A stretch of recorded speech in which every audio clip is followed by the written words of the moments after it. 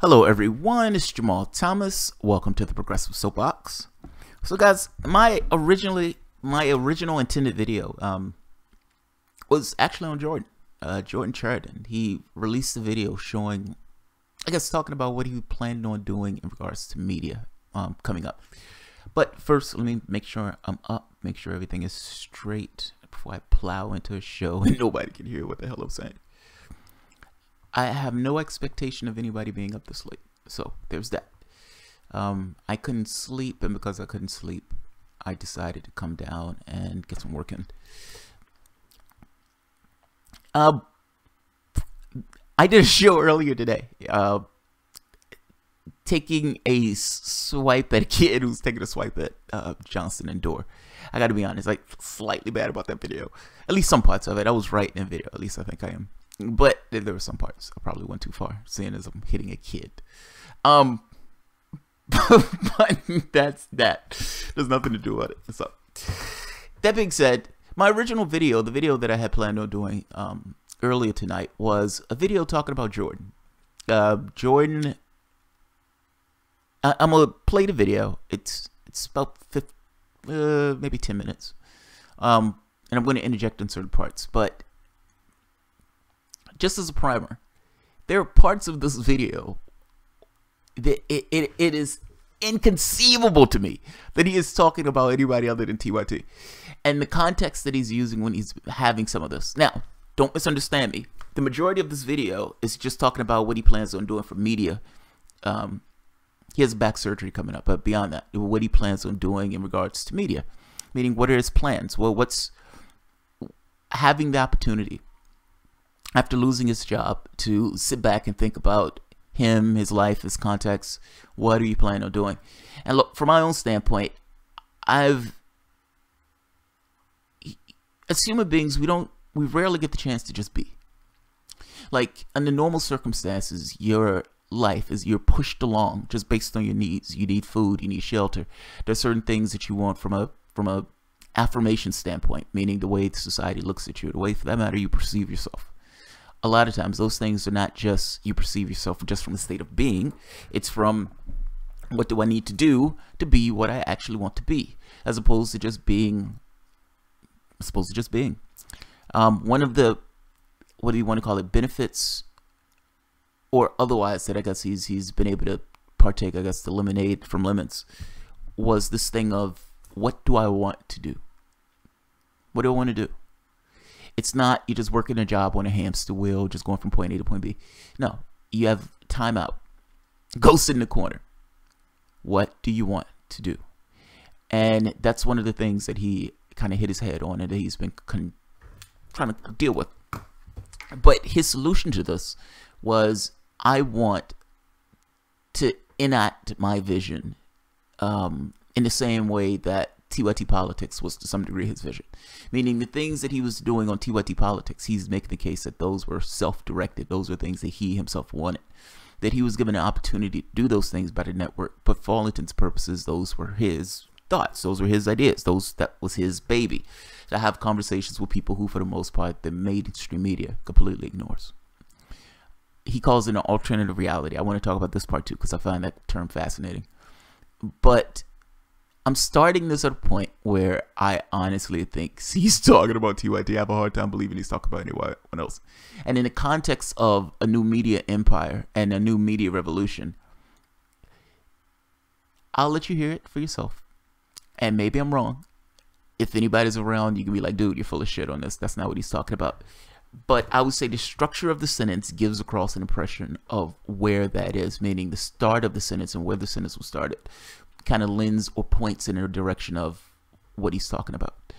Now, like I said, the entirety of this is not about TYT. The entirety of this, the majority of this is, what is he going to do once he gets well, once he gets out of the hospital, and once he makes a decision on, like, what are your plans for later? So I'm going to play this video. I'm going to let Jordan explain it himself, since, you know, he's the one who's actually talking about his plans. But for those who don't have the capacity to stay, that's it in a nutshell. I'm not starting this all the way from the beginning. I'm starting this about 3 minutes in, because initially it's just, and this is not me downplaying, I'm just trying to just giving an idea. Initially, it's things have been difficult, things have been hard. I want to thank some of the people who stood by me, that type of stuff. The meat of the conversation starts here. So, Jordan Chariton talking about his plans coming up, and what I myself am saying. These are not words. I don't want to put words in his mouth. So this is me saying this. I think there are parts of this that seem to be very clear for TYT. And I would love to ask him, dude, are you talking about TYT in this? But you make up your own mind. You make up your own judgment on this. So let's... I want to address the Young Turks. You know, I work...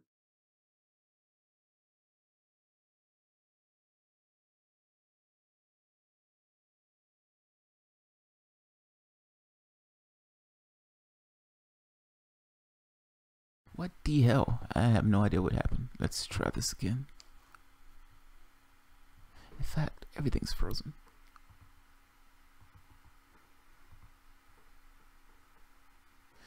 Give me 1 second, guys. I'm getting weirdness. Hold on.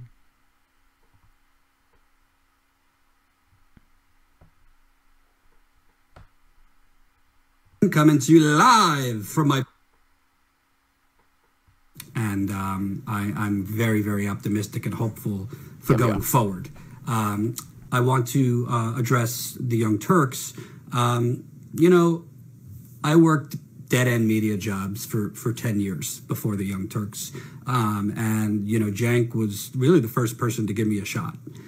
So for that, I'll always be grateful. I think that there's not a lot of media companies nowadays who will spend and invest in you to go to Flint 9 times, for you to go to Standing Rock 7 times, for you to go to East Chicago 6 times, for you to go do a disappearing middle class tour and go cover water contamination and go cover really, really important stories that do not always go super viral. And I got that opportunity thanks to the Young Turks. So for that, I'm very grateful. I definitely, you know, have some thoughts about the Young Turks, about the way things ended. I'm not really going to get into it just because, A, I'm not interested. B, legally, I really can't get into it. And C, it's just time to move forward. It's time to move forward. So the only thing I'll say is whether it's the Young Turks, whether it's me, whether it's other progressive media, conservative media, MSNBC, Hillbot media, actions speak louder than words. Follow the actions rather than the words of the media that you consume. What are they covering? What are they emphasizing? What are they choosing not to cover? Has their pattern of coverage and their tone changed dramatically? What would be the reason for that? Those are the important things, not what people say. It's important to just follow, like I say, follow the money, follow the actions too. There are people at the Young Turks who I'm still close with. Love my cameraman and brother from another mother, Ty, who I still talk to. I have other friends still there.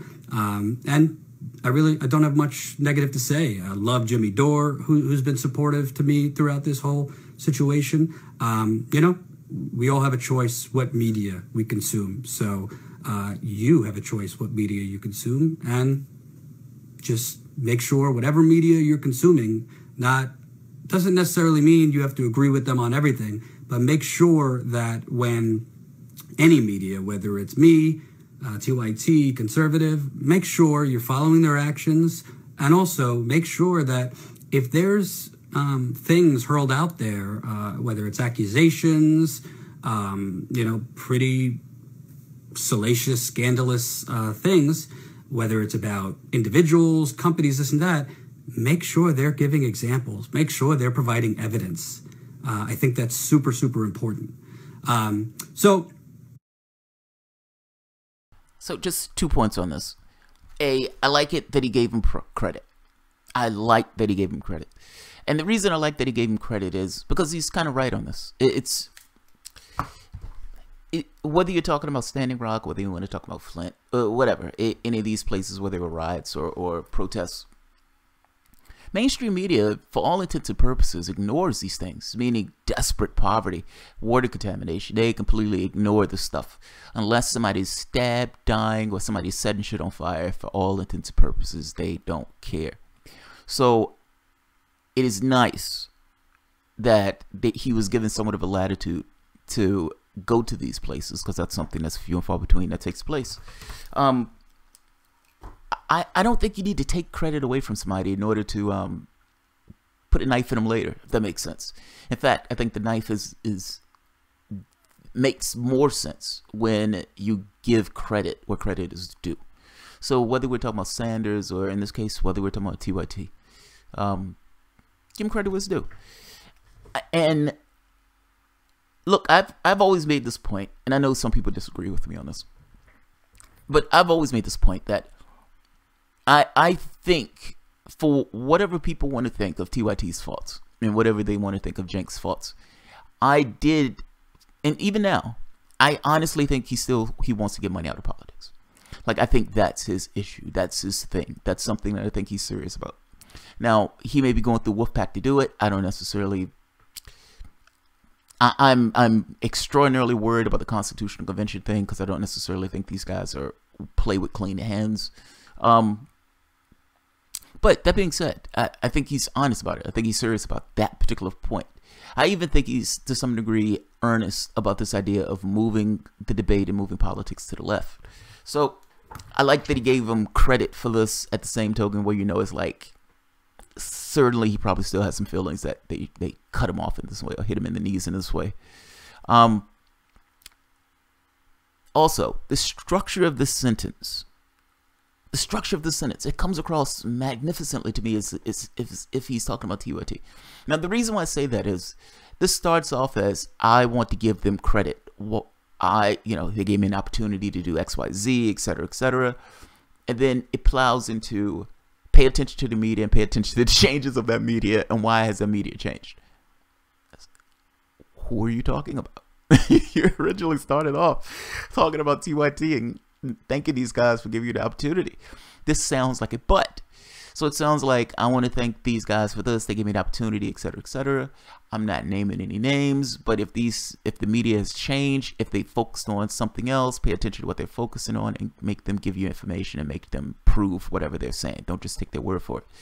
And pay attention to the changes of the media and why the media is changing, like why the contours of it. Let's keep going. I won't let him say it. I mean, but mind you, just to be very clear on this, that's not something he said. He didn't explicitly name TYT when he was making that point in regards to the changes in the media, why the media has changed, that type of stuff. This is me adding in my own perspective of this. I mean, particularly since within the same sentence or within the same paragraph, you end up with, there's some people at TYT I still like I like Jimmy Dore, I like Ty. If I'm not mistaken, Ty was the guy you had the orgy with. But I guess I'm sorry, the word trips me out. I like the word. But I guess the point that I'm making here is, it's giving credit, but at the same token kind of making this point that, look, things change. And if things are changing in a particular way, don't necessarily just take people's word for it. Actually look for evidence and look for them to give you something more substantial when they're talking about things. And you can also understand where he's coming from with this too. I mean, Huffington Post, big story in the paper, Jordan is a rapist. And you're like, what? And then they take it down within a day. Well, it's too late that you've taken that down. You shouldn't have put it up in the first place unless you had a little bit more ammo to put something out like that. That is a magnificent fucking story. Meaning that is a massive story to call somebody out in that way, and not necessarily having the guns in order to back up that particular story. So I can totally understand where he's coming from in saying, don't just take people's word for it. Look for something a little bit more substantial as opposed to just them putting something out. So I would imagine that functions on a few ways. And I think that probably functions on a few tracks, not just the Huffington Post thing, I suspect. Seeing that he brought this back around to liking Jimmy Dore, Ty, and some of the people at TYT, I would imagine, just by the fact of saying, I still like some people at TYT, he's, in this case, or at the very least in some context, at the very least thinking about TYT. Let me play that part again, just so I'm not crazy, and just so I don't want you to think I'm making that up. Sentence structure is important. It's hard here. Just the way things are. And I'm very, very optimistic and hopeful for going forward. I want to address the Young Turks. You know, I worked dead-end media jobs for 10 years before the Young Turks. And, you know, Cenk was really the first person to give me a shot. So for that, I'll always be grateful. I think that there's not a lot of media companies nowadays who will spend and invest in you to go to Flint 9 times, for you to go to Standing Rock 7 times, for you to go to East Chicago 6 times, for you to go do a disappearing middle class tour and go cover water contamination and go cover really, really important stories that do not always go super viral. And I got that opportunity thanks to the Young Turks. So for that, I'm very grateful. I definitely, you know, have some thoughts about the Young Turks, about the way things ended. I'm not really going to get into it just because, A, I'm not interested. B, legally, I really can't get into it. And C, it's just time to move forward. It's time to move forward. So the only thing I'll say is whether it's the Young Turks, whether it's me, whether it's other progressive media, conservative media, MSNBC, Hillbot media, actions speak louder than words. Follow the actions rather than the words of the media that you consume. What are they covering? What are they emphasizing? What are they choosing not to cover? Has their pattern of coverage and their tone changed dramatically? What would be the reason for that? Those are the important things, not what people say. It's important to just follow, like I say, follow the money, follow the actions too. There are people at the Young Turks who I'm still close with. Love my cameraman and brother from another mother, Ty, who I still talk to. I have other friends still there.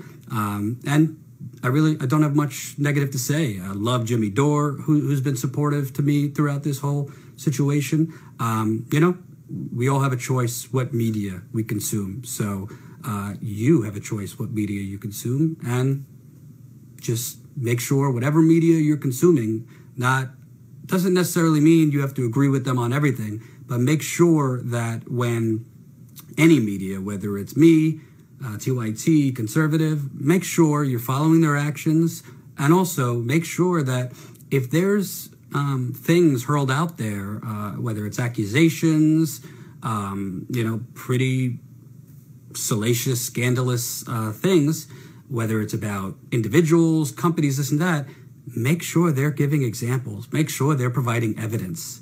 I think that's super, super important. So, you know, I really had to think, what did I want to do? Did I want to go work for another media organization? Did I want to go get out of media? What did I want to do?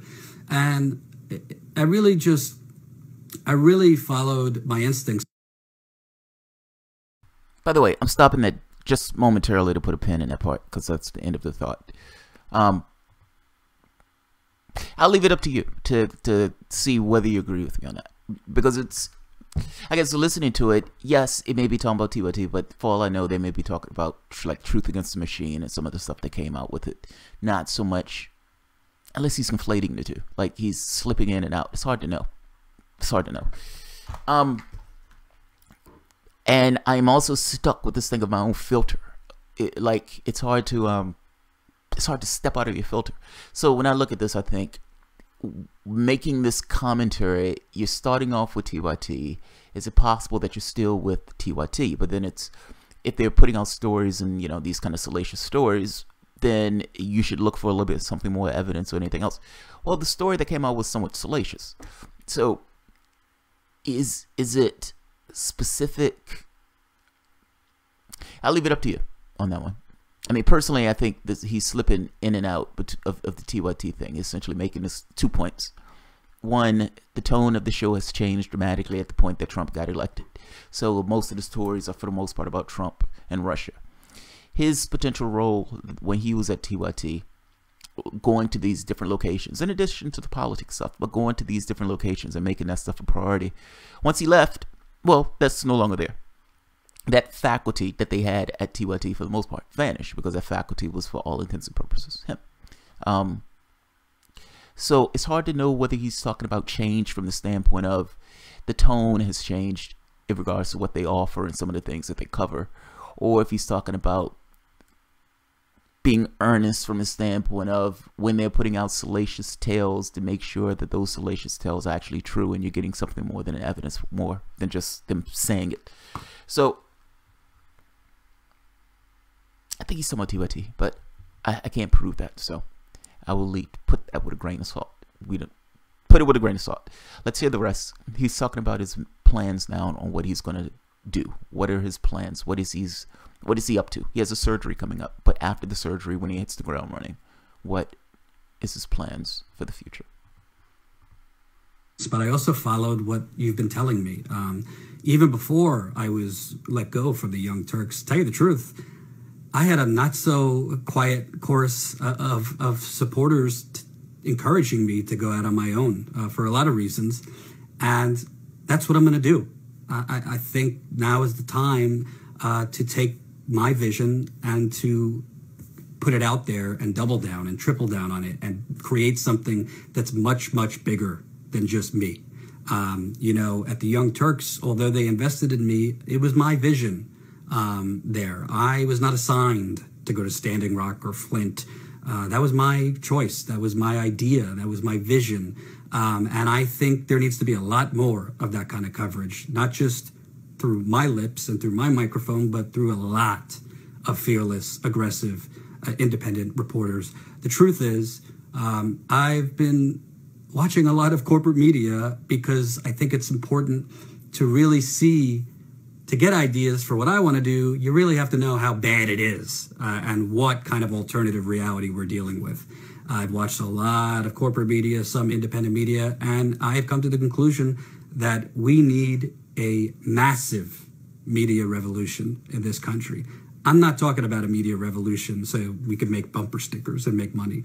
I'm talking about a media revolution because it's really, really needed. I've seen it out in the field, and I see it even more now that I've not been in the field for a few months. I think that as great as it is and as satisfying as it is for us all to crap on corporate media, on some independent media when we feel like it, it's not enough. We need to, frankly, walk the walk. And what do they say? Don't just talk the talk, walk the walk. We need to walk the walk, and we need to put our dollars, even though for many of us they're limited, behind the media we want to create.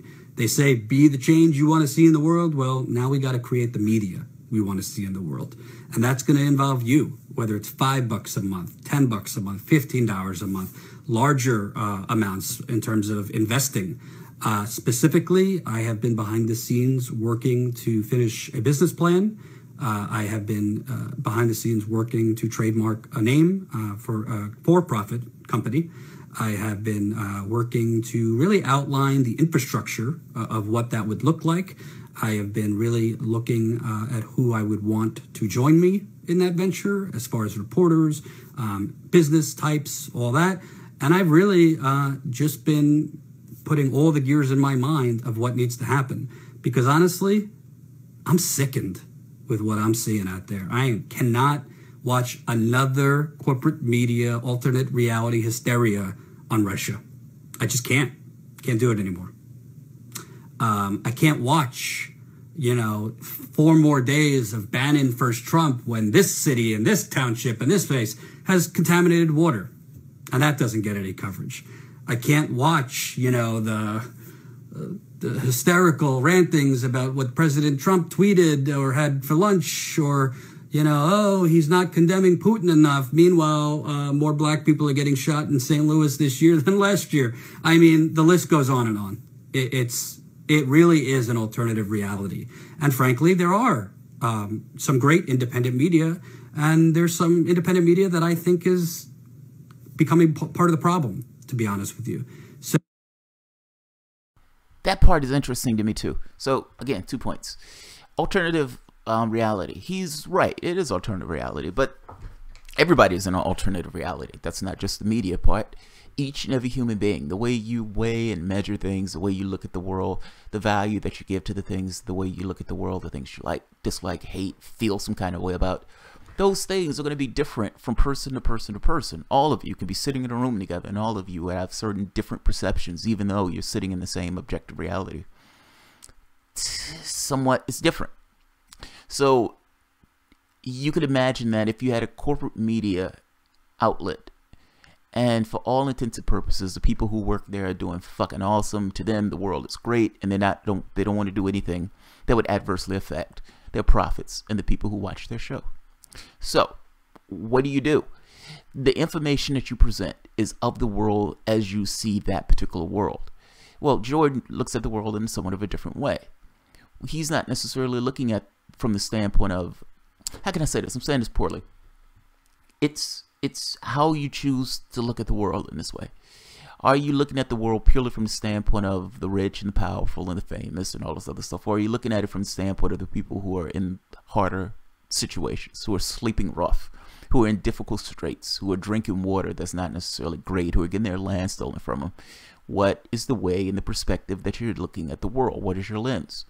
He's talking about an alternative reality. It is to some degree an alternative reality, but it does just purely depend on what do you focus on and what's important.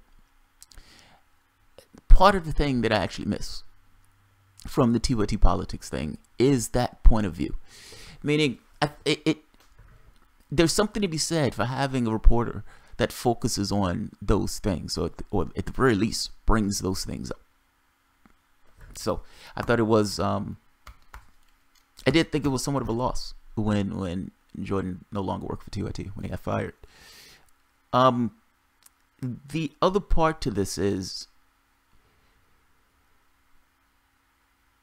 some media outlets are becoming part of the problem. And again, I'm going purely by sentence structure on this. If we go with this premise of what are the things that lefty media has been talking about, and if his argument, meaning the sentence structure of this particular argument, goes with the idea of they're screaming at the top of their lungs about Trump and Russia, Trump and this, Trump and that, Trump tweeted this, while at the same token letting other things go by the wayside. This is somewhat fascinating to me, only because Jordan had such a big presence on TYT, and when he left, that left something of a hole in TYT. If he's saying that for all intents and purposes, the show that I put on, that was me. Those things that I covered, that was me. That was the stamp that I put on the show. Those were my interests. Well, if those interests are not necessarily being found, you can understand why you look at this and say something is missing, something is lacking. They're not focusing on the things that I would focus on if I was at the show, because for all intents and purposes, he's no longer on the show. These guys have screamed at the top of their lungs about Trump and Russia. And for all intents and purposes, most of the network or most of the conversation seems to boil around Trump in some way.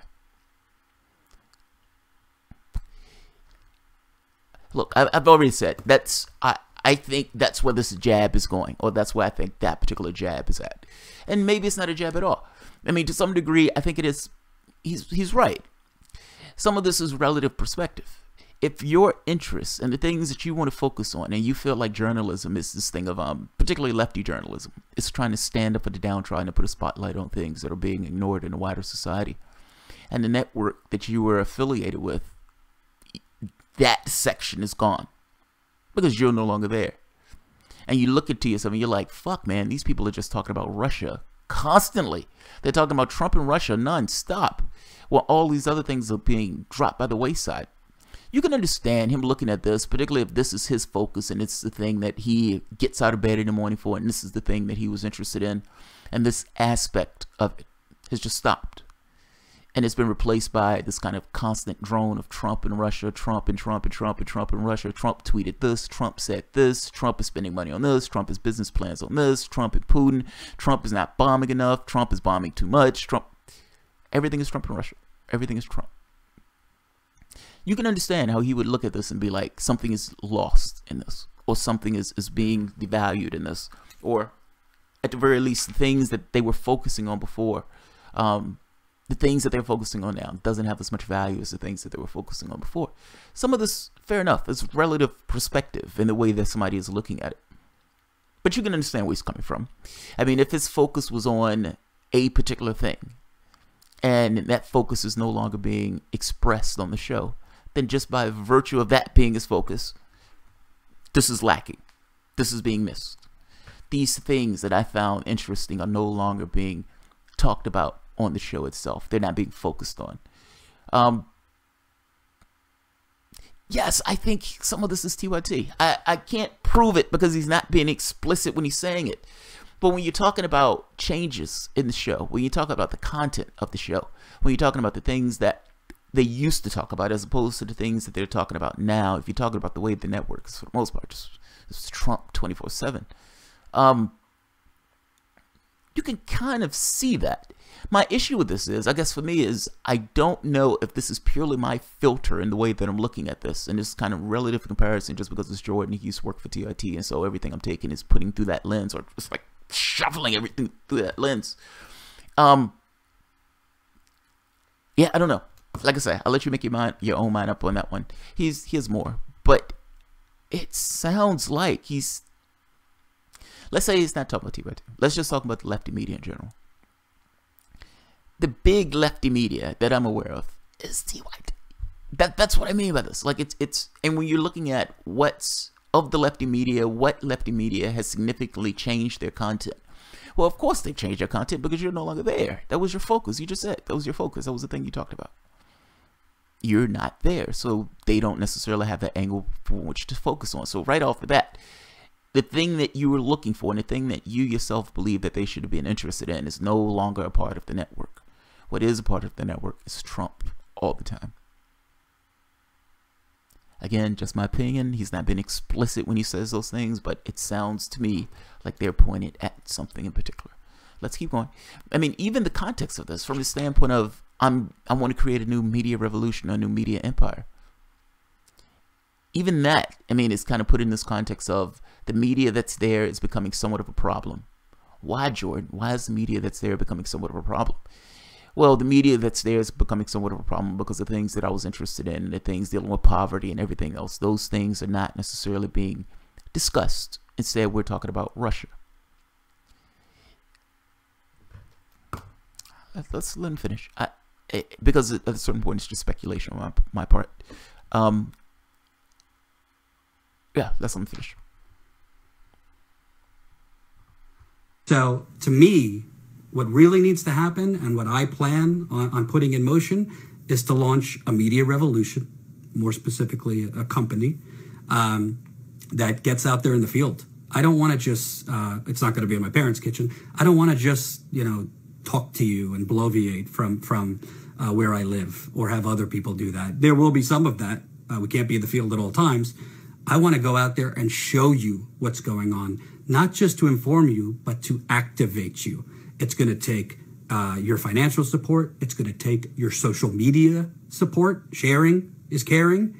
Obviously, Facebook is now suppressing independent media. YouTube's been demonetizing independent media. Twitter's been suppressing people. So we need you now more than ever to be monitoring independent media's Twitter, Facebook, all the things, and getting the news out there, getting the message out there. We need your story ideas. A lot of the stories that I covered for TYT came from you. I remember East Chicago. I was actually in Chicago, Illinois, and I got a message from Sarah Perez, an Indiana resident, telling me about a lead crisis in East Chicago. I wouldn't have ever known about that. How would I know? I'm not from East Chicago. So it's not just asking for you to subscribe, and it will be a subscription model. And, it's going to take dollars. But would you rather put your limited resources to watching people bloviate about Russia? Or would you rather put your limited resources to actually finding out what the fuck is going on and learning how you could do something to change it? I think I'd rather do that, but I'm a little biased. So as the weeks go on, obviously after my back surgery, I'll be telling you more about this until this launches. I'll end with this. Listen, it's been a very difficult couple months, but I'm ready to move forward. And I hope you're with me. I hope you will be there and support me. Obviously, there are going to be trolls and there are going to be people who believe what they believe. There's nothing I can do about that. and I'm not interested in engaging with those people. I know who I am. I hope the people watching know who I am as a person, as a man. I truly, the reason I do this, the reason that I want to launch this revolution, this company, is not for me. It's not to become some star. I don't need that. I don't care about that. I truly want to deliver justice to those who are downtrodden. I truly care about the people. I've at this point, I've interviewed at least 2,000-3,000 people over the last 2 years. And trust me, they weren't plutocrats.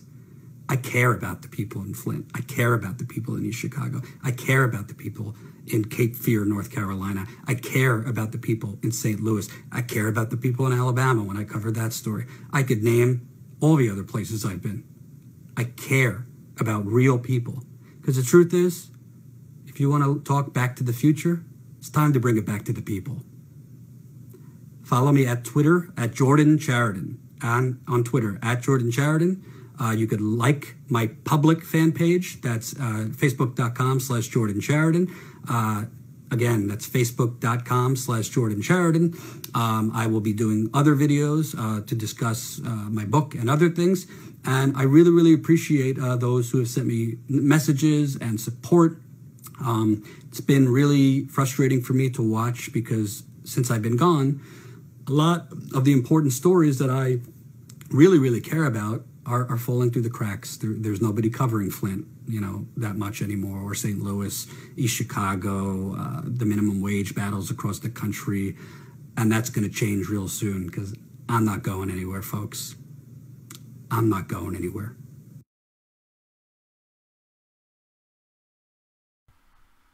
Fair enough.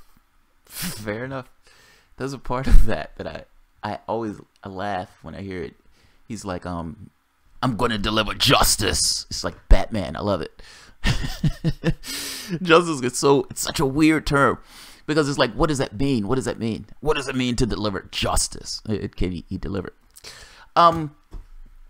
One point that I'll close that out before I take comments on. It is impossible, for better or worse, for anybody to actually know who you are. There's no way.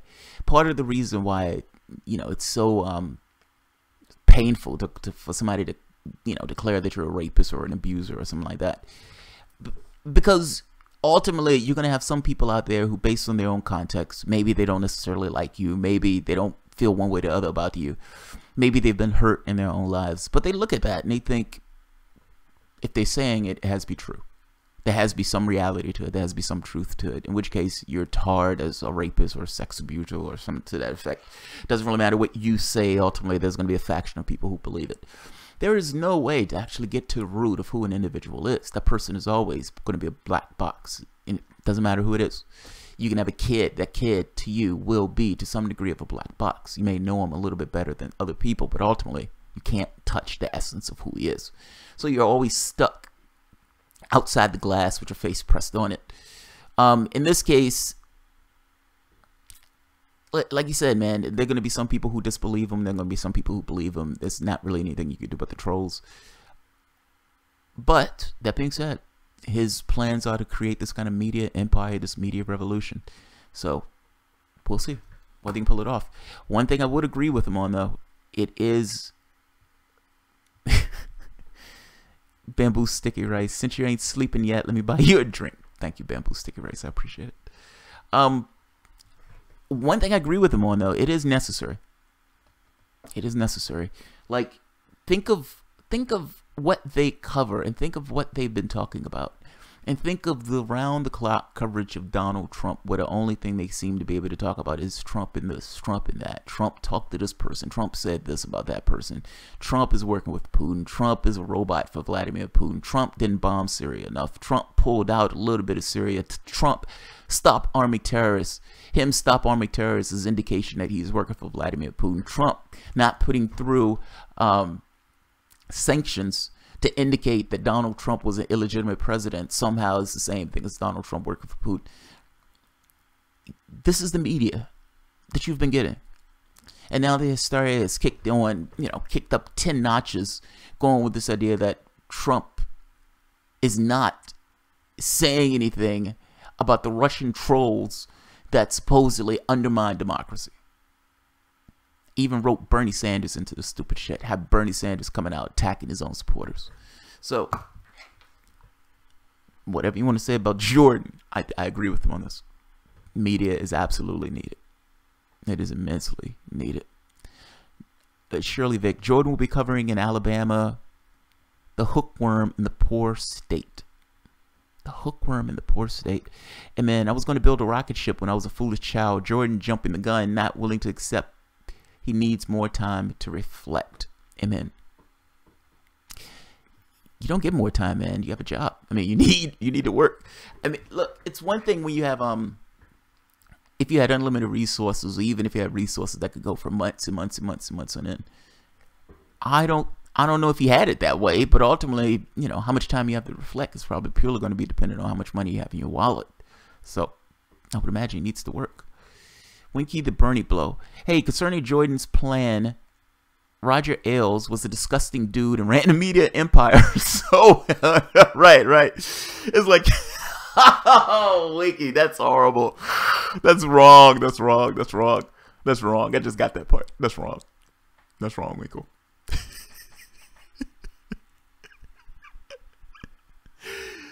Oh, that's wrong.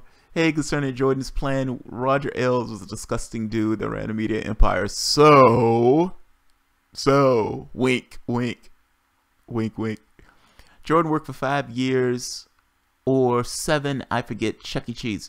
He worked for a while, man. I mean, he used to work for a few media companies, but like you said, TYT was the one that allowed him to kind of explore the places that he wanted to explore. Look, I gotta be honest. I don't think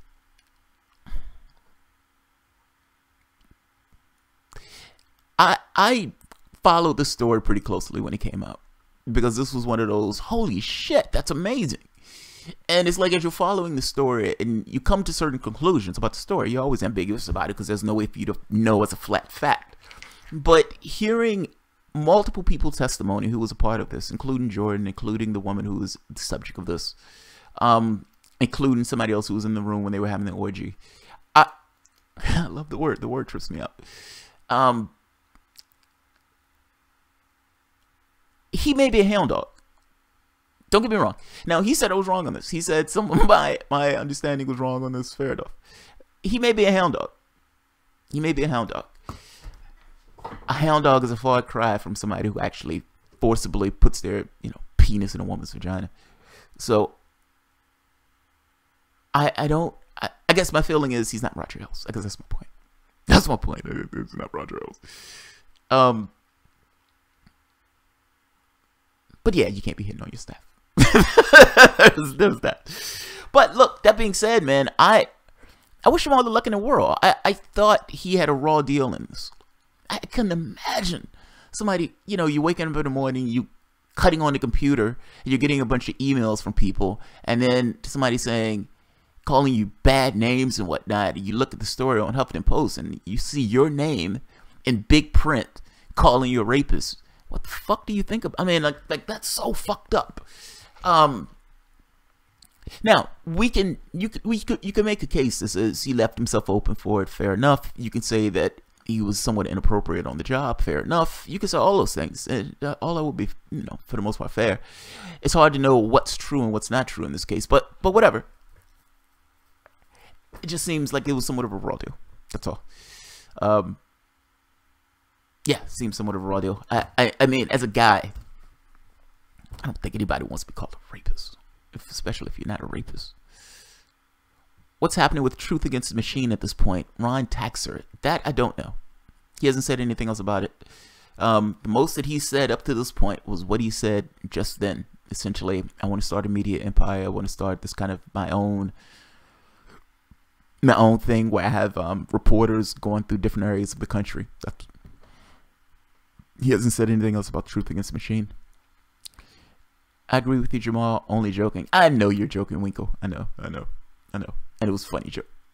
It was fucking funny. It took me a moment to get it. I was like, oh, right. right. Yeah. Joseph Sakata. Jordan had a half-hour stream. I don't know if he addressed Truth Against the Machine. He said he would. I haven't seen a recent one. The last one I saw was this one. I'll check, see if I had anything else. This one was, I think, 15 minutes total. And I'm putting it at the bottom so you guys can see it if you want to see it from in its entirety without me adding my commentary to it. So Greenwald is doing just fine, and the intercept is backed by Pierre Omidyar. Pierre. Garnome agreed. He's not Ailes or anything close to that. He lost his head due to cash, women, and fame. That's what it boils down to, in my honest opinion. We need to see if he has reformed and learned. You know, that's always the hardest thing, right? It's like, from a public relations standpoint, how do you get across to the public that you yourself are something fundamentally different than what they thought you were prior? I don't know. Like, fact is, I don't know who Jordan was before. I don't know who Jordan is now. I mean, that's the honest to God truth. I only know his work. You could say there's certain aspects of his personality that might show in his work, so that's fair. I just knew him as a good reporter. Look, I've said this before, man. Some of this stuff is contextual based on who you're around. If you're a reporter and you work with the same team over and over and over again, say you have 3 or 4 people that you work with constantly, and you travel all across the United States, work with those people left and right, and those are the only people that you work with, and you guys have a ritual that at the end of a shoot, meaning let's say if you leave Flynn or Standing Rock or one of these other countries, you get a bunch of alcohol, you guys have a blowout party, and you guys have this magnificent orgy as this kind of ending of a session. If you're interacting with the same people over and over again, who gives a shit? That's all of you guys. That's something that you guys choose to do. It's, you know, you've done your work, you've done what you needed to do, you've trying to save the world to the degree that you can save the world, and now you're playing hard. Fair enough. The world is good. Not just the world is good. Good fucking job for you. Good job. That gets a little sketchy when you're bringing in people who don't necessarily are not on board with it. And look, I'm not even saying that that's something they're doing every time. I'm just trying to make this point that right or wrong is contextual. Like, whether it's right or wrong, it's purely dependent upon who else is there, how they're interacting with the situation, what's the reaction to the situation that they have. It's a bunch of other factors. It's not this hard, nailed down, this is right, this is wrong type thing. I don't know, and I say this to say, I don't know what he was beforehand. I don't know what he is now. All I knew of him was his work. It's not for me to necessarily make this kind of judgment if I don't necessarily think that what he did was entirely wrong. I think it gets, and let me contextualize that too. Shit, man, context around this, or parentheses around this stuff. If you're at a company, you can't hit on your staff. You can't hit on your staff. That's frowned upon. If you're starting in a company, you can't hit on your staff. That's immensely frowned upon. If people are trying to get a job as a reporter, and the person who's trying to hire them or hiring them is hitting on them, that's problematic. So, fair enough. Now, we don't know as a flat fact that that's what took place. I'm just making a point that if that's what happened, that was immensely problematic. I'm always sketchy with the feeling of that person needs to change and reform and become something else, and we need to see that the person's changed and reform. Because I don't know what it is. Like, I don't know what he was beforehand to even say that he needs to change and reform. Those things are outside of me. The only thing that we have for this stuff is just what people were saying. Sounded like he was a hound dog. There's that. The other stuff is up in the air. The other stuff is up in the air. I don't know. Honestly, don't know. Chuck E. Cheese, he's got to build himself again. He needs to be extremely restless. He seemed to be extremely restless at TYT after the primary. Probably better he goes on sooner rather than later. He got the audience from TYT. You know, that's the other part, Chuck. So, if you remember, Jimmy Dore often gets told, you know, you should go just do something else. You should break away from the company, etc. Jordan was probably the same way, meaning people were probably also telling him, You should leave. You should do something. You should do something else. Oh God, I'm being called a rape apologist.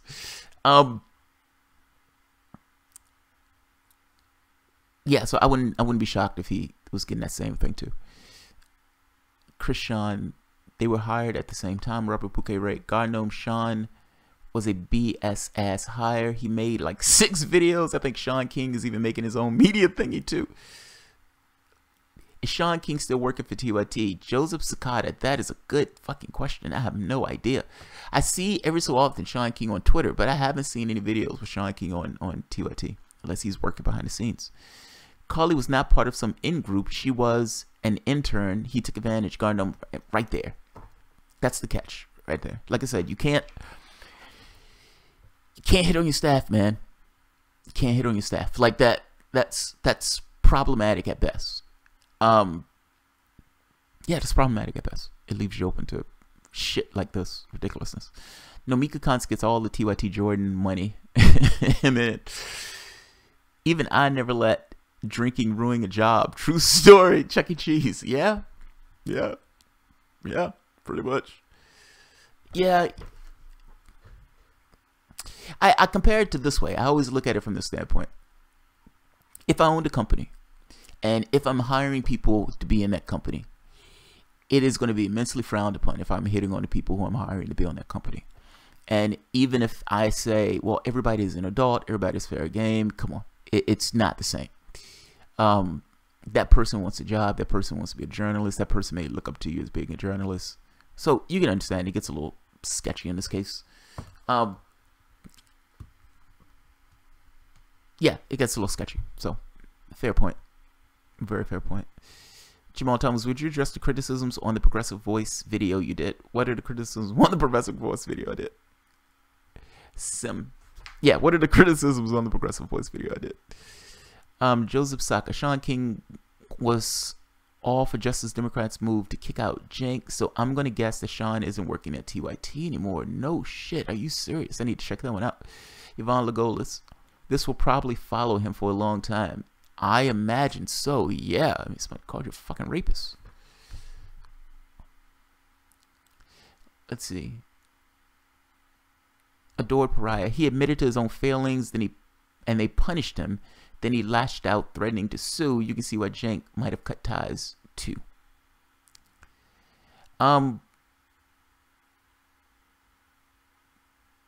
Jenny Lynn, Progressive Force is just an idiot kid who has no idea what he's talking about. Prom SO1, just ignore them. Jamal, you different. Oh, yeah, I don't. Come on, you know I don't care about that. What did I miss? Yeah, I didn't know there were any criticisms. But you get criticism for anything that you do, so it doesn't really matter. It depends on whether or not it was being earnest. Some of that video, when I looked at it, was a little harsher than I wanted, so that's fair.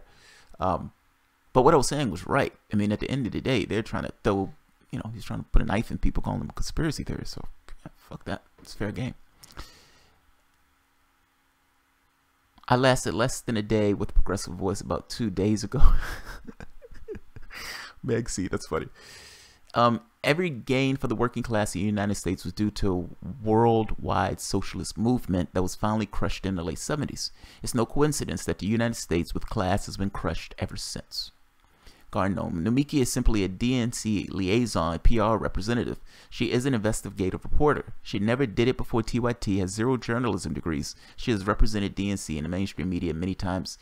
What's wild about that, the most bizarre part about that to me with Nomika, I always call her Nomika, I don't know why I call her Nomiki. She was working as the DNC thing. I mean, I thought that was so bizarre. I mean, and they kept making this distinction saying, well, she's not covering it, she's just working there. It's like, but I understand that she's working there, but you don't see that anything wrong with the person supposedly being a reporter for your network and working as a representative in the DNC itself during this kind of Unity Commission thing. I thought it was slightly weird, but it is what it is. I mean, there was no, I think everybody understood what was taking place. Yeah, I mean, when Jordan left, they lost something. When Jordan left, they did lose something. PA tried to reach out to Caitlyn and said, yes, we should work with some people across ideological lines, but Mike Chernovich is one of the poster boys for the alt-right. We don't come together with white nationalists. We must be responsible when we start spreading names of people with harmful ideas. So, Sim, what I would say is, I so wish she did not use Chernovich. God damn it, you have no idea how much I wish she didn't use Chernovich. Like, it's one of those things of, like, if I'm pulling a bunch of people out of a hat, I don't want to pull somebody disgusting out the hat. I often use Rand Paul when I try to make that argument, because Rand Paul, I consider Rand Paul to be somewhat gross, but at the very least, I consider Rand Paul to be somewhat sane. And Chernovich, that would not have been the person I used for it. That would not have been the person I used. But, that being said, I don't care about the name. I care about the overall point. Like, I get it's over and over again. People look at one person's name or that name as opposed to looking at the overall point of what the person was making. Is what she's saying right? And the answer to that question is what she's saying is correct. Say it's not Chernovich. Say it's not Chernovich. Pick another name out of a hat. Pick another right-winger that on something you may agree with, but on something else you may not agree with. All of this stuff is going to depend upon the latitude of the individual who's involved in the process. If Chernovich for me is too gross, then in no way would I be able to use something that Chernovich puts out, because he would be too gross for me. That being said, Rand Paul may be too gross for somebody else. Somebody else would be like, oh, dude, he's disgusting. He's for this, this, and this. Do you understand my issue with this?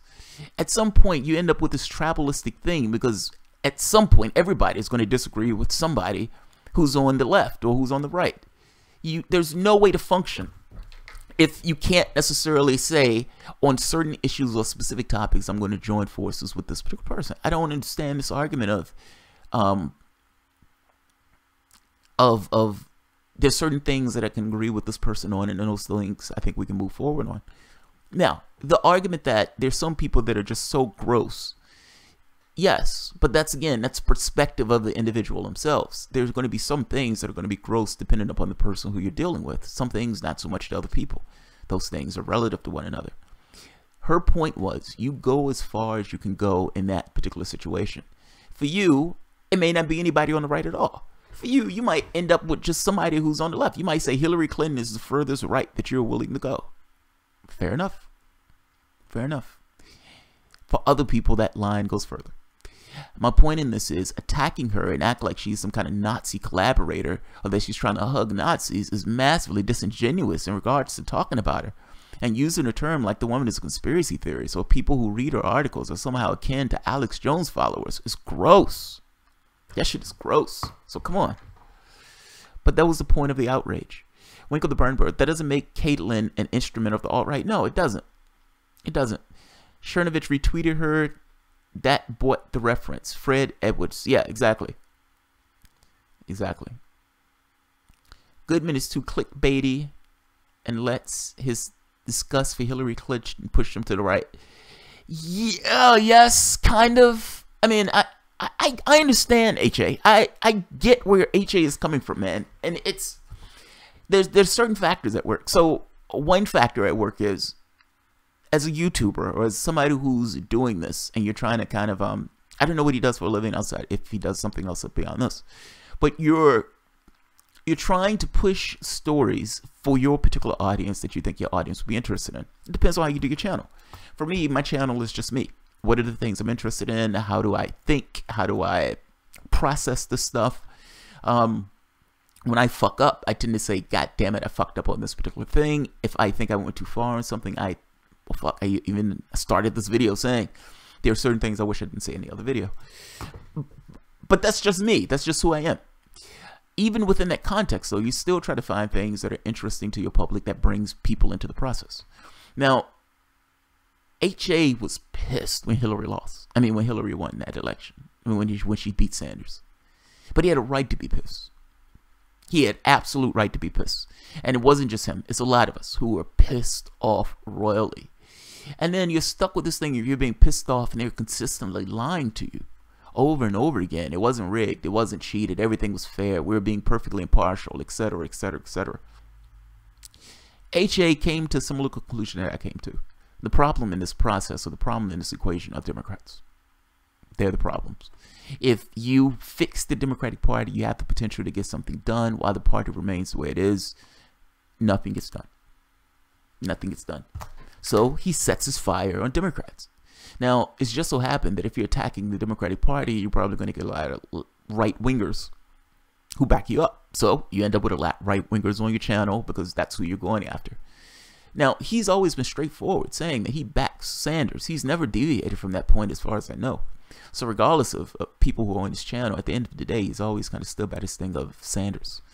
But he was pissed, man. It launched him in a particular direction. He went with it. He went with it. I don't like the bolstering Trump because I think Trump is a fucking maniac. But I understand how he got to where he got to. Let me say it that way. I understand why he got there. HA decided to push alt-right weirdos for some reason. Yeah, it's like building Godzilla in order to attack King Kong. Hate sales, it's inherently clickbait. So prejudiced people are guaranteed a heavily monetized career on YouTube. Is that what that is? Is that what that is? If you're hateful, you're going to have a successful career on YouTube. Look, I've noticed a few things. Videos on Hillary Clinton, people really dislike Hillary Clinton. So if you did a video on Hillary Clinton every day, you would get a lot of views on that video every day. So it's like in your head, you have to say, don't do this. If you do videos on something like TYT or something like that, those videos, particularly if you're being scathing or critical of them, those videos tend to go up. So again, in your head, you have to say, don't do that. Now, if you just take the brakes off and you just said, fuck it, I'm just going to do whatever I need to do to make profit, then it doesn't really matter what you do. Ultimately, your videos are just there to try to make you profit. Assuming that's not the case, though, and assuming for the most part that he's making the videos and he's being earnest about at least most of it or half of it, he probably is pissed off about what took place in those primaries. And he probably does feel like the reason why Trump is in that office now is because of what Democrats did in the primaries. So I don't know if it's this thing of purely just using hate in order to get profit. I suspect it's hate for political ends or political reasons. And like I said, man, I don't necessarily think he's crazy on this. I don't like the bolstering Trump in this case, but at the same token, I understand why he's doing what he's doing. So, Alexander Platts. Rand Paul is just playing a role in the performance that is the United States. Yeah, but Rand Paul is a true believer in this stuff. I mean, you know, Ron Paul, I was around enough to remember Ron Paul, and Ron Paul was a fucking true believer. And what's wild about it, they treated Ron Paul in a similar way that they treated Sanders when Paul would run for office. So Ron Paul would come in like second, and they would pretend as if he wasn't even on the ballot. It was so bizarre. It was so bizarre. Jenny Lynn, that's why HA couldn't articulate his actual position and views after the thing with Tim Black. He couldn't be honest. He displeased some of his audience. That's it. Right there. Right there. Right there. That right there. Jenny Lynn, yes. That's the catch. That's the catch. You build your audience, man. I mean, honestly, you build your audience. So it's like every video that you do, you're throwing out a wavelength. And there are going to be people who aggregate around the wavelength that you're putting out. Now, the catch becomes, if you become incentivized for a particular wavelength that's not you, oh, what happens? What happens? What happens? What happens? So you put out a particular wavelength, people accrue to that wavelength. That wavelength is not exactly you, but you're stuck in this quagmire of, if I deviate from this, these people are going to leave me and my funding source is going to dribble up and go away.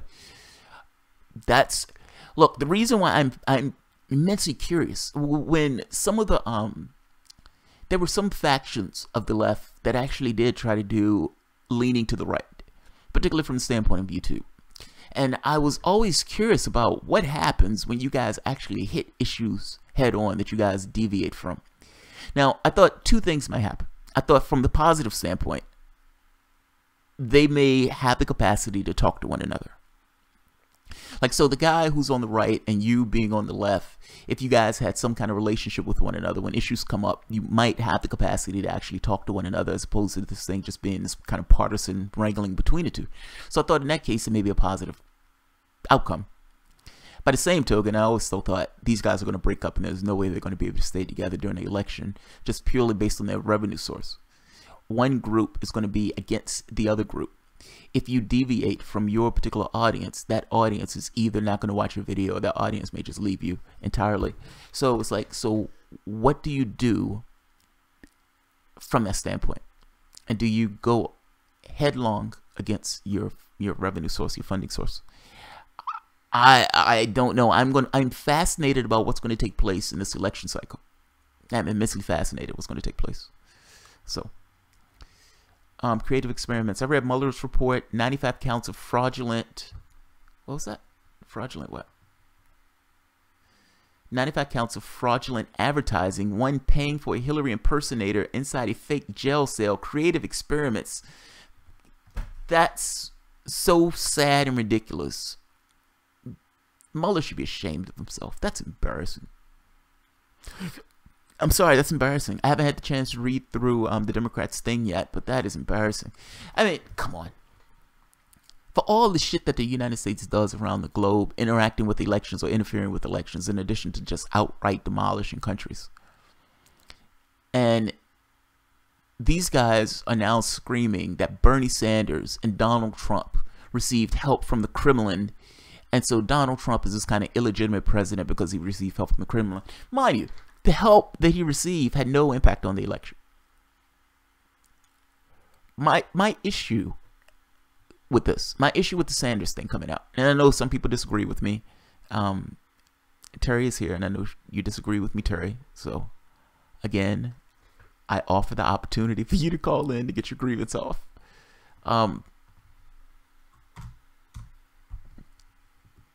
Offer you the opportunity to call in and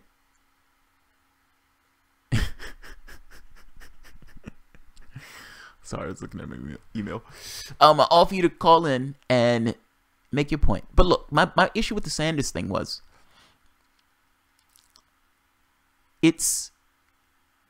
think of politics and think of the way these guys interact with the things that they say. What does it mean for Trump to collude with Russia? What does that mean? What does that mean? What does that mean? What does it mean for the DNC to be hacked?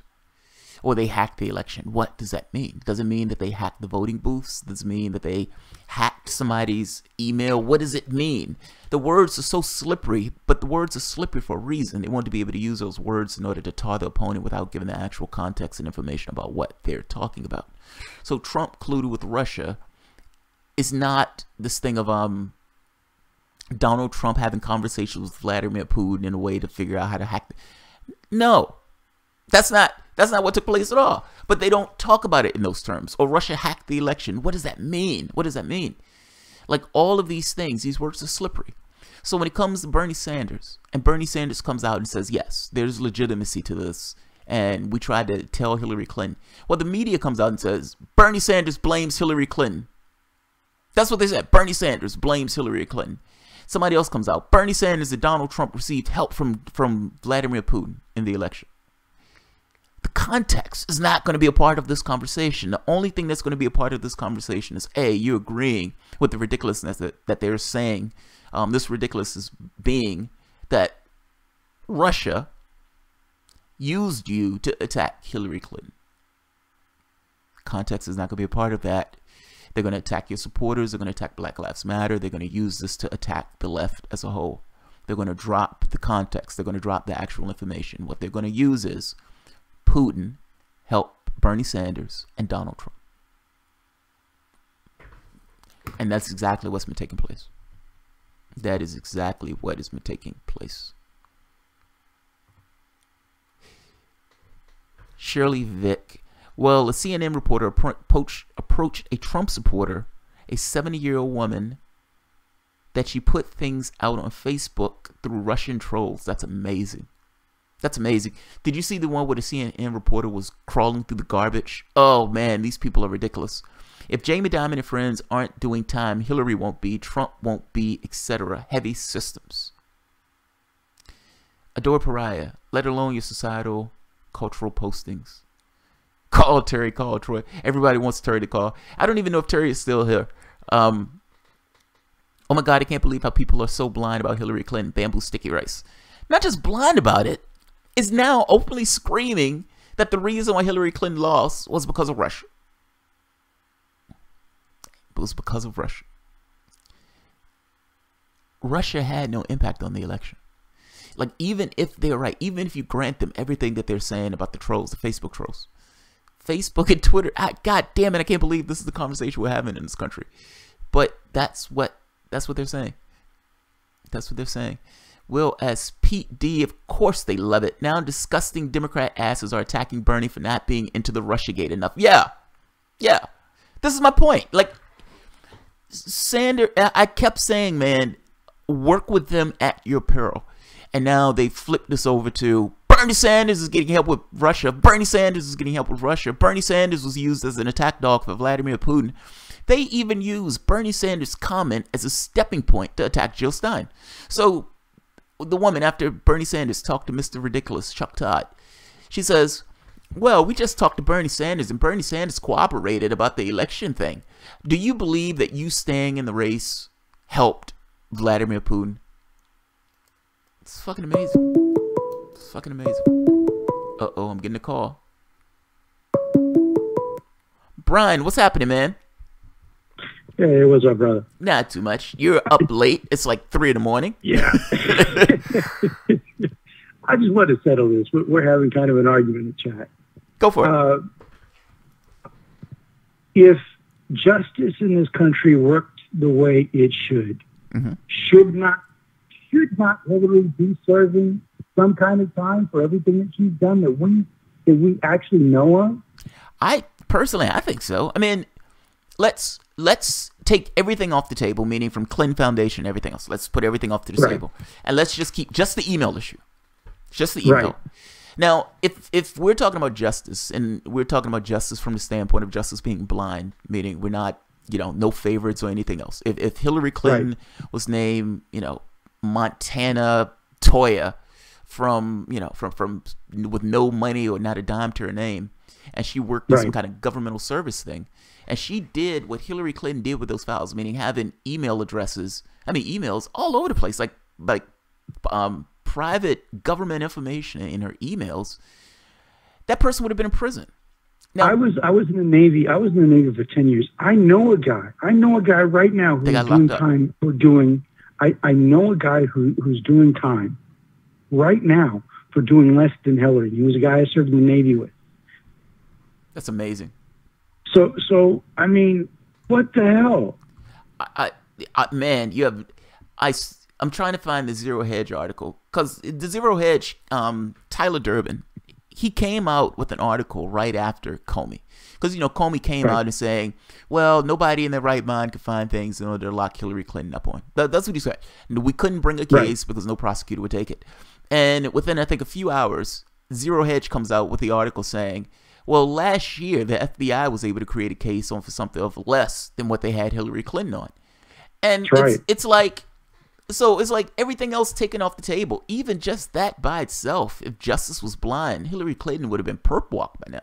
Yeah, absolutely. Should have been perp walked. Absolutely. And not to mention the FBI informant. There's an FBI informant that's singing like a canary, saying that they were giving him money in order to divert those funds to the Clinton Foundation in order to get those certain privileges.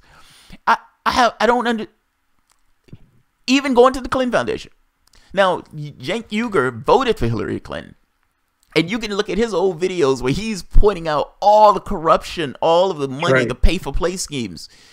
It is a hard argument to make that woman has not broken some law in the context of all this. It is a hard argument to make. Absolutely. Justice is not blind in this country. There's no way. Justice is not blind. You could have a kid that gets picked up with a bag of pot, and they're going to take that kid to jail. Hillary Clinton is out there passing secret files, even some to the point of Carlos Danger on his server, and she skates. Not just skates. They change the ruling itself. I mean, Comey didn't even have an investigation. I mean, Comey was acting like he had an investigation, never even talked to her. I mean, he had wrote up what he was going to say before he even talked to her. So yeah, man, I agree with you, man. I agree with you. Like, you talk to Hillary supporters, they act like she did nothing wrong. Yeah, like she did nothing wrong. My brother to this day cannot understand my anger at this, because he, you know, I told you he worked on her campaign. He doesn't get it, and I can throw everything at him that she should be indicted for it. And he's like, he just blows it off. It's to him, it's not a big deal. You know, I understand it. One of the guys that I work with was a Hillary supporter, and I was like, you understand she's under FBI criminal investigation? Oh, everybody has an FBI investigation. It's like, what do you mean everybody has an FBI investigation? Oh, it's only like 4 agents. What are you talking about? Like, woman, like, if there was anybody else, if anybody else was running for president of the United States and they were under FBI criminal investigation, they would be screaming at them to get out the race. Can you imagine if Bernie Sanders was under FBI investigation?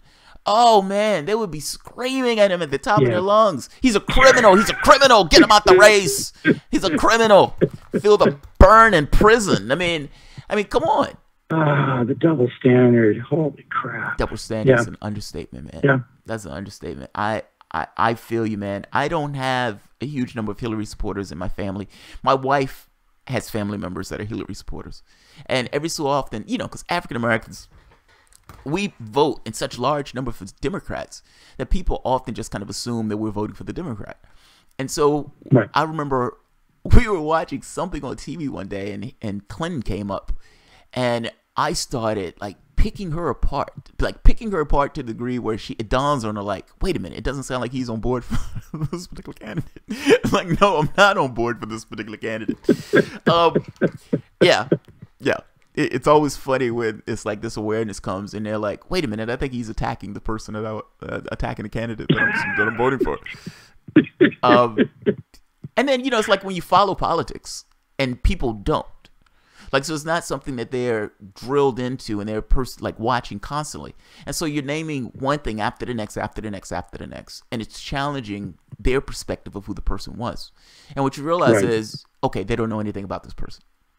Like, they're voting for somebody who doesn't really represent their values, but only because they feel that it's the only 2 choices that are available to them.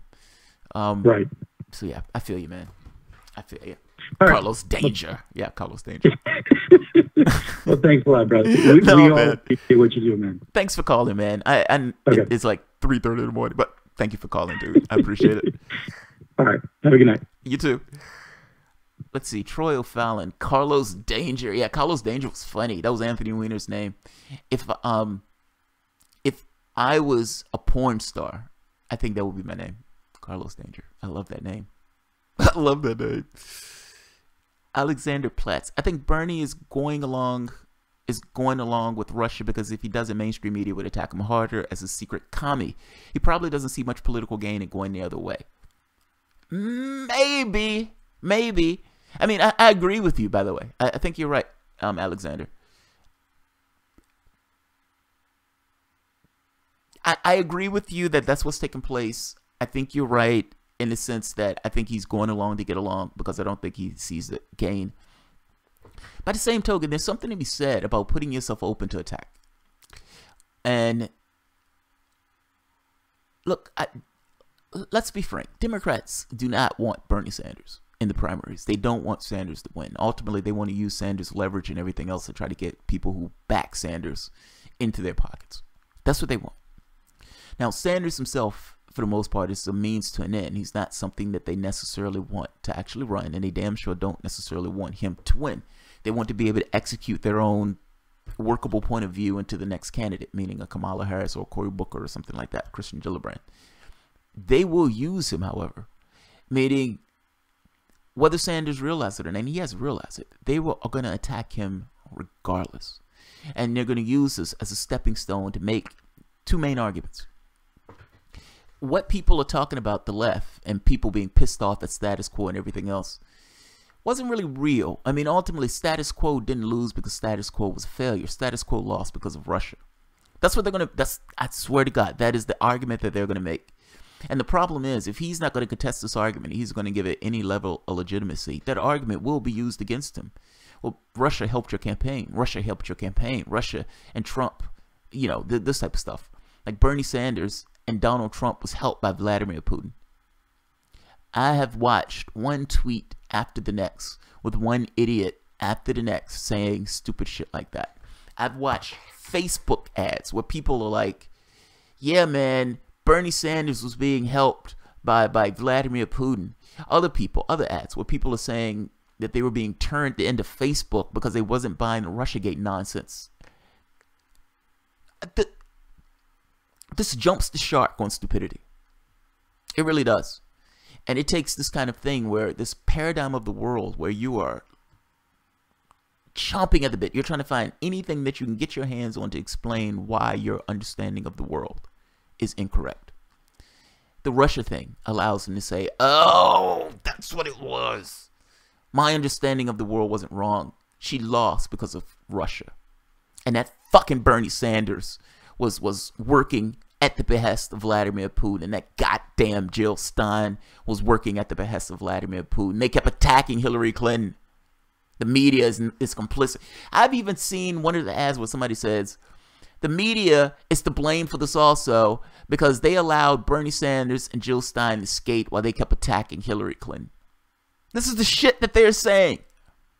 This is the shit they're saying. He's giving us legitimacy when he really shouldn't give us legitimacy. Jesus Christ. Centrism is radical left in America. Centrism is radical left in America. One media advocate. Bernie could win. The problem is the DNC and the mainstream left wing would never let him out of the gate, and Trump is breaking 50-50 in approval ratings now. No shit. Are you serious? No way Trump is getting that high up. Trump was the most unpopular person on the fucking planet. That's amazing if he is. The Daily Dope Show. Holy shit, this is still going. It's only been going for an hour and a half. Okay, yeah, that's right. It's still going. I'm shocked by that. Natty the Power Napper. That should be my name, Troy Fowler. Shirley Vick. Hell, the election broke up friendships and relationships. I can kind of see why, man. I mean, can you imagine being in a situation where you're saying they cheated my guy, and the other person is like, nobody cheated your guy, you're being a sore loser. And it's like, well, you're a fucking asshole, and you're part of the problem. I got into this big argument with a friend of mine. I felt bad afterwards, but I got into a big argument with a friend of mine. But it's down. I'll do next time. Okay. He was a Hillary Clinton supporter, and this was just before the election, and I went into the office. I'm like, Donald Trump is going to win this election. It's the fault of people like you. Now, that's not fair to say. I shouldn't have said that. That's horrible to say, in fact. And I felt immensely bad about it because he was pissed off at me for like a week or two after the conversation. And we went in. And it was one of those things where I was trying to make this point, like, she is going to lose this election. You guys cheated the person who was going to win, and she is going to lose. He didn't believe it. It's a lock. There's no way she's going to lose, etc., etc., etc. And then she lost. And then I went to work that day. Like, with this kind of slight laugh, and yet this kind of slight, like, not necessarily being okay with the fact that Trump won because I think he's a fucking maniac, but at the same token having this weird feeling of being happy that she lost because of the shit that went down. With everybody else, all these Clinton supporters looking down, can't look up, can't look you in the eye, and all this other stuff. It's fucking amazing. Trump is getting more popular because Democrats' only message is Russia, Russia, Russia. Winkle the Bernie bro. And what's funny is that's why they lost the election before.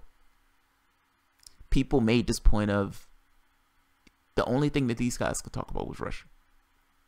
That's the only thing these guys could talk about. The I told you so, but it's still sad face. Yeah, pretty much. It's like, I did tell you she was going to lose, but I acknowledge that we're both in a shitty situation right now. Yeah. Yeah. I don't think Americans can be dismissed as stupid. They're overworked, underpaid, stressed out, and they get fed lies when they have time to see what's going on. Pat Cook, you're right. And I don't... Stupid is wrong for me to say. So anytime I say that, just understand there's a context to it. If you're working 40, 50 hours a week, and you're barely making ends meet. You have a kid, you have a husband, you have a wife, you have whatever. You have all of these responsibilities that you're taking on. It's like, do you have this additional time frame to add to try to understand politics as the way politics is going? Like the little minutia that takes place. You're hamster on the wheel. So I agree with you on this. I guess that's my point. It's not so much that people are stupid. It's more so that people are so engaged in their life. And like anybody else that's doing a job, I would imagine those people look at it and say, when I'm at work, I have to do my job. When I pay the gardener, that guy has to do his job. How come these fucks in Washington don't? How come they don't? And why do I have to contribute all of this time to pay attention to these guys and make sure they're doing what they're supposed to do, or at the very least what they say they're going to do? I don't think, it's not that I think people are stupid on this front. But I do get annoyed and I get frustrated like everybody else. And my frustration boils it down to these fucking idiots. But you're right. It's not right for me to say. I shouldn't say that. Pete D. Americans are also being hit hard constantly by corporate state propaganda and advertising propaganda. It's everywhere. That is also true. That is also true. 40, 50 hours. My lowest employees work 100 hours a week guaranteed. Jesus Christ. That is not a life. It's not a life at that point. Wendy Knox. Who has time to decipher the bullshittery besides me and y'all? Just fact checking the news takes all day. Yeah, it does. It really does. Pat Cook, much love, Jamal. You should have been a Black Panther. Marvel messed up. I don't think Marvel messed up. I like that movie. Granted, I'm biased, but I like that film. Killmonger, man. Like Killmonger in that film is was one of the best villains that Marvel has. And it's not because he doesn't have superpowers. He doesn't have any of that stuff. I mean, for all intents and purposes, he's pushed in a particular direction, and he's one of the most terrifying villains because he's a human being. He's just a human being. I've been to all these war zones where I got to murder people left and right. Every time I've murdered somebody, I've just, put a notch on me. And I've been a killer going back since I was a teenager. That's who I am. I'm Killmonger. Now, the interesting part to this, though, is why was he this way? That's the most fascinating aspect of the movie, if you ask me. The movie was somewhat predictable in the way that the beats of the movie, but there's aspects of the movie that are fascinating. So Killmonger sees his dad get murdered, and from the time frame, he pivots his life in a direction of doing one particular task, one particular thing. And the impetus of that, going from when he was a kid, extended itself to where he is now. I can't talk about it because people may not have seen it, so I don't want to say anything about it.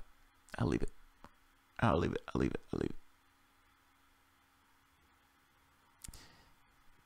Yet never says that about anyone but Hillary, Brahm SO1, Alexander Platt. I think you're correct. Bernie needs to be courageous in his positions as he'll attack regardless. Yeah, he's going to be attacked regardless.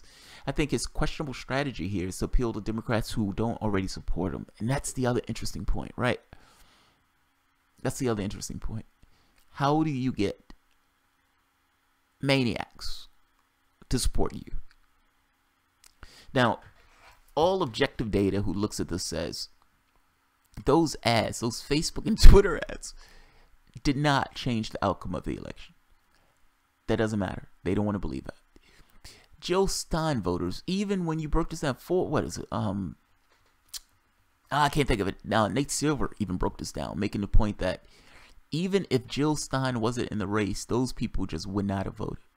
More than half of those people just wouldn't have voted. And another portion of those people would have voted Trump.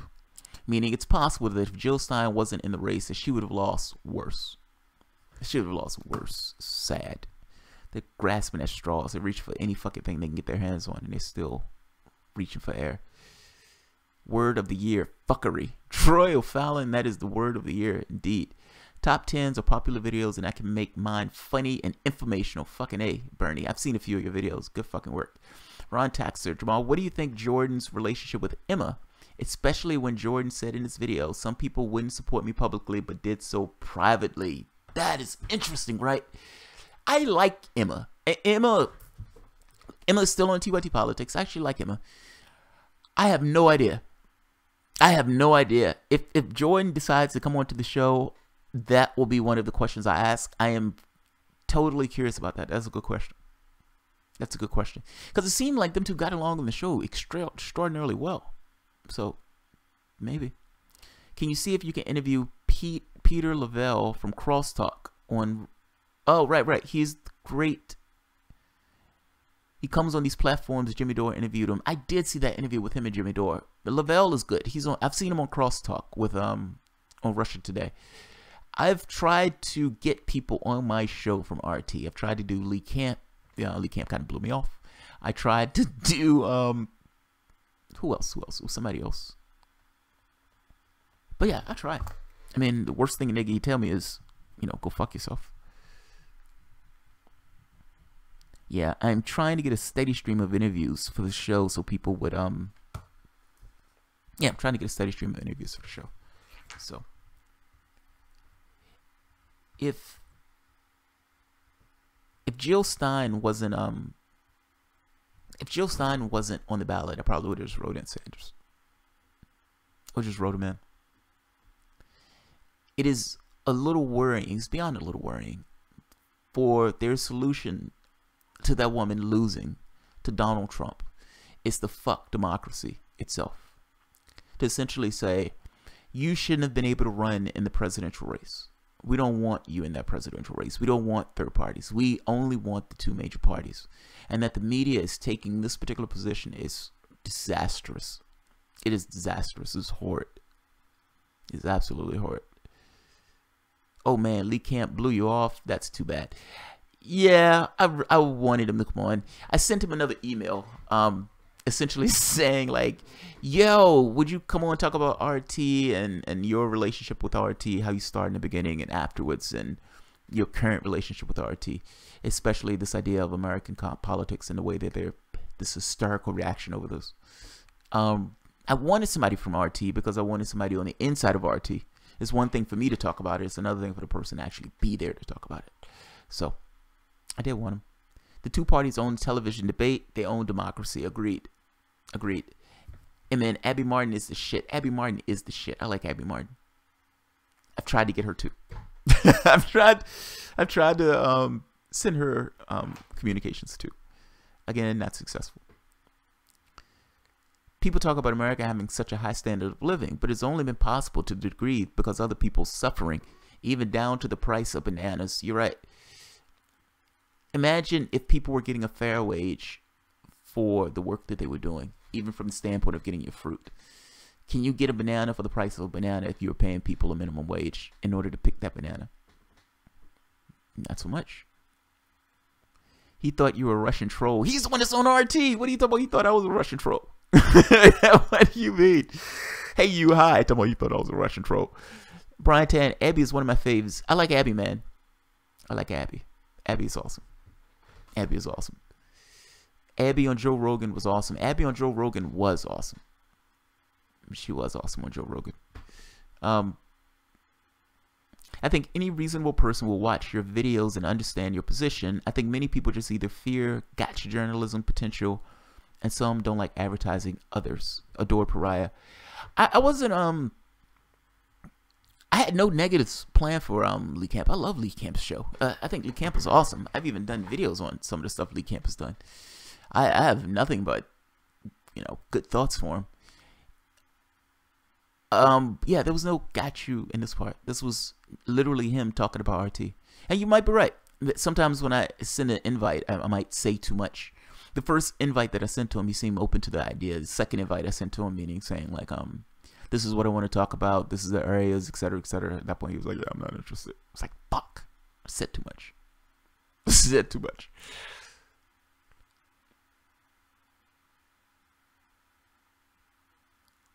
Is this going to be an every Saturday night thing? Bamboo sticky rice. So usually I do my live videos from Monday through Friday between 5 to 6. Now, not exactly starting at 5, but the video usually starts somewhere between 5 and 6. Usually I have like 2 or 3 videos a night when I'm putting it up. Not all of them are going to be live. Sometimes I'll put them up, just sending the video up. If I am dealing with a bout of insomnia and if I can't sleep, well, my wife doesn't usually have bouts of insomnia, so she's usually upstairs sleeping, sleeping perfectly content. completely unconscious with the dogs. So sometimes I would come down and I would just do a video if I can't sleep. Jimmy Dore often had a video on Saturday. And so I don't necessarily do videos during the time that Jimmy Dore is doing a video because those people are going to watch Dore. But if I'm up, yeah, if I'm, dicking around, I'm not doing anything, and I'm like, all right, I have a video that I wanted to do. The reason I'm doing this video is because this was the video I had planned to do earlier today. Meaning at like 5 or 6 o'clock when I did that video, this was the video that I was supposed to be doing. I was supposed to be doing the video on Jordan. As I was on Twitter, Bullshit Man put the video up of dude going after Caitlyn Johnson, calling a woman a conspiracy theorist, saying that she was equivalent to Alex Jones, and saying that the people who watch her, for all intents and purposes, were on the far left and were conspiracy theorists of the left. At that point, that was my video. Like, at that point, there was no way I had to do that video. Like, yeah, at that point, I had to do that video.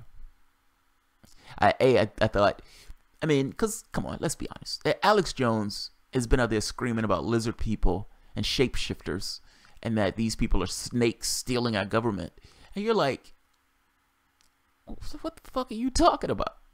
I mean, it's one thing after the next. It's like he weaves these stories. I mean, there was one time he was talking about the train that was in an accident. I think he had a few Republicans on it, and he said it was a false flag. It was an attack by Antifa and the Russians to celebrate the Russian Revolution. It's like, what? Like, what the fuck are you talking about? And you're making an argument. You're calling yourself the progressive voice, and the argument that you're making is there are elements on the left that are, for all intents and purposes, Alex Jones followers, or people who act like Alex Jones. And those people read Caitlyn Johnston, and she is one of those, like, that became my show. I'll say it that way. That became the show. Alex Jones got sued a few times, didn't he? I think he did, but I'm not certain. Alex Jones is one funny motherfucker. Alex Jones is one funny motherfucker, bro. It really is. It's fucking hilarious to watch that stuff. My mind goes blank when people tell me the earth is flat. Alex Jones shapeshifts all the time. My mind goes blank too. I don't understand. Yeah, I don't understand why they think that. I don't understand why they think that. Be a little edgy at times, but the content is more than reasonable and willing to engage if and correct it, which I respect personally. I don't think that you at all, but people don't always look at that far into it. Fair enough. Alex Jones is going Super Saiyan. It's great. Yeah, it is. Well, he flips out. Did you see him on Piers Morgan? He was on Piers Morgan's show losing it. He was losing it. It was the funniest shit ever. In fact, let me see if I have that, if I can find that clip. That was one of the funniest fucking clips you'd ever see in your life. He goes bananas on Piers Morgan. And Piers Morgan just sits there, looks at him like, what did I get myself into? Better yet, here's one.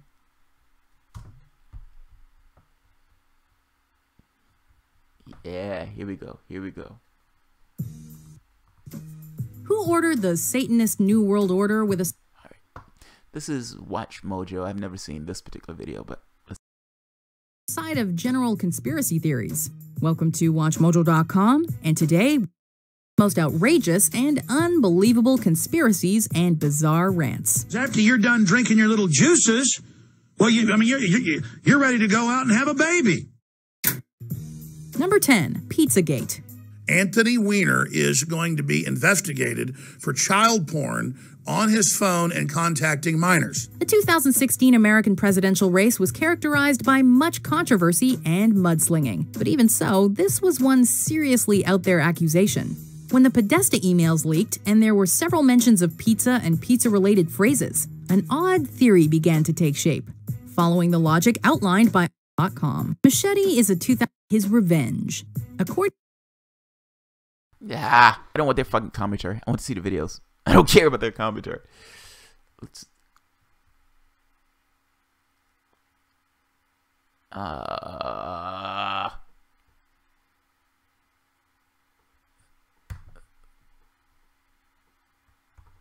Let's see what this one. Take the red pill. You go down the rabbit hole and I'll show you how far it goes. The CIA in the 60s, I'm going to cover this history later, they developed the term conspiracy theory for pseudo-intellectuals that get hurt by learned men and women. Everyone's having their water poisoned. Everyone's having deadly vaccines pushed on them. Everyone is having weaponized television aimed at them. Pizzagate is real. Sandy Hook is a synthetic, completely fake. Vegas is as phony as a $3 bill or as Obama's birth certificate. The attacks in Orlando were a false flag terror attack. That's what a false flag is, and we've never had one so open and shut as Oklahoma City. I am the person that popularized the term false flag. Radical Islam is being funded and protected by our government. I'm not bragging, but I am the first guy to officially say it was coming 2 months before it happened. I said they're going to blow up the World Trade Centers, blame it on their asset, bin Laden. It's all on record. And they plan to fly Flight 93, ladies and gentlemen, into the Capitol. But the Air National Guard from the Dakotas on drill in Virginia flew into Pennsylvania and refused orders and fired. The general refused orders. And I was told this by high-level Pentagon. I was told this by Colonel Don de Grand Prix. And they killed him a couple weeks after.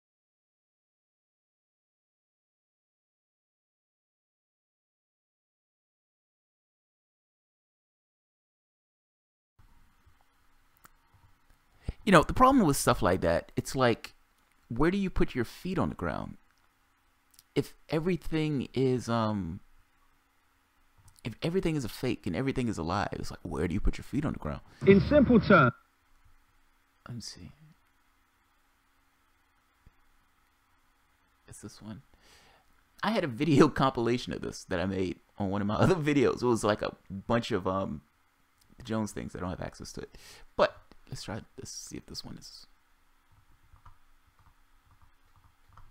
Come on, come on, come on, come on, come on, come on, come on. Like to hurt children in one way or another. They love to hurt innocents. It freaks them out to see the goodness of children, to see God in the children. And so every culture wants to chop them up and torture them. I mean, that's what that's radical. Every culture did that. See, you don't know history. Those that don't know history are doomed to repeat it. The people perish for lack of knowledge. I will not give my children to the fires of Moloch with the vaccines. I will not give unto the state and follow their edicts. I know who they are. I know the UN in their biological diversity assessment in '96 in the notes talks about bringing back human sacrifice for Gaia. They want the energy of children. Because the creatures out of whatever dimension that's influencing them like that. And if you don't believe in that, that's your issue. Whatever, they're doing it. And they don't act like humans. Okay, I'm going to tell you, I've studied these people. I've studied the globalists. I've studied their minions. Somebody else is looking out those eyes at you.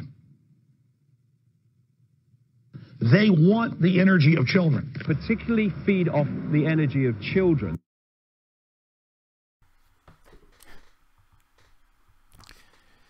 Look, to each his own, man. I've seen, I have friends who like Jones. And they would say something like, JT, love it if you take more calls and have a good discussion. I try to. I don't necessarily know how many people are going to be here at 3 in the morning. But yeah, man, he's intense. He's out there, man. He is out there. He was supposed to be a libertarian who was skeptical of government. Now he sucks Trump's cock and praises the establishment. Yeah, that's funny. I tried Area Khalidi. It's cool. I can call it at the time. To each his own as a parent. Yeah, to each his own. The energy of children. Yeah, that's a little strong. They're trying to eat babies. They're eating babies. They're eating babies. It's like Super Adventure Club that chef in the South Park got brainwashed by. They would have sex with children to gain their energy to become immortal. Fuck, man. False flags used to go up all the way to the president, but now that Trump is president, not so much, right? Jenny Lynn, right? It's like the president is in on it, and then Trump gets in office. The president is not in on it. Everybody else is in on it, but not the president. That's hilarious. That is hilarious. I prefer James Corbett for my conspiracy theory viewing. Yeah, James Corbett is decent. I've seen a few of his items. He's less insane, I guess you can call it. And he at the very least tries to be more fact-based. So yeah. Hey, you, hi. By the way, I know I would not agree in every issue with everybody, vice versa, even of Jamal. I'm more aligned with Debbie, Jimmy, and Jamal.